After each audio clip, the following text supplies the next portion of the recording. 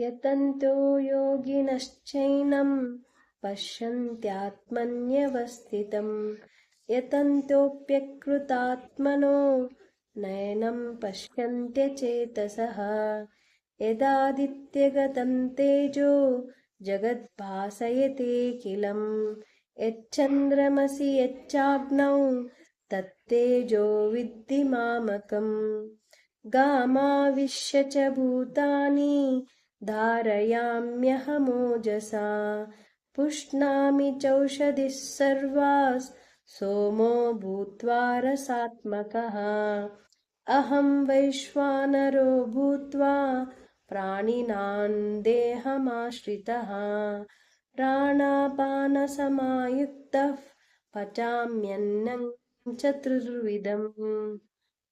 सर्वस्य चाहं हृदि सन्निविष्टो मत्तस्मृतिज्ञानमपोहनं च वेदैश्च सर्वैरहमेव वेद्यो वेदान्तकृद्वेदविदेव चाहं द्वाविमौ पुरुषौ लोके क्षराश्चाक्षर एव च अक्षरः सर्वाणि भूतानि कूटस्थोऽक्षर उच्यते उत्तमः पुरुषस्त्वन्यः परमात्मेत्युदाहृतः यो लोकत्रयमाविश्य बिभर्त्यव्यय ईश्वरः यस्मात्क्षरमतीतोऽहम् अक्षरादपि चोत्तमः यतोऽस्मि लोके वेदे च प्रथितः पुरुषोत्तमः यो मामेवमसम्मूढो जानाति पुरुषोत्तमं स सर्वविद् भजति मां सर्वभावेन भारतः इति गुह्यतमं शास्त्रम् इदमुक्तं मया नघ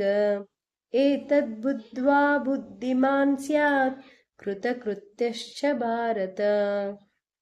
ॐ तत्सदिति श्रीभगवद्गीतासु उपनिषत्सु ब्रह्मविद्यायां योगशास्त्रे श्रीकृष्णार्जुनसंवादे पुरुषोत्तमयोगो नाम पञ्चदशोऽध्यायः। हरये ओं हरि ओं हरि ओं।